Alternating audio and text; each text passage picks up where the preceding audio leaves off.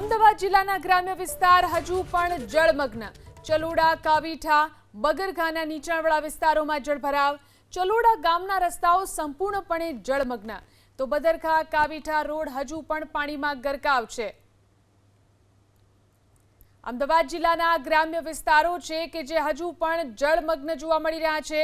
ચલોડા, કાવીઠા, બગરખાના નીચાણવાળા વિસ્તારની અંદર જળભરાવ જોવા મળી રહ્યો છે। ચલોડા ગામના રસ્તાઓ સંપૂર્ણપણે જળમગ્ન થયેલા છે, તો બદરખા કાવીઠા રોડ હજુ પણ પાણીમાં ગરકાવ દેખાઈ રહ્યો છે।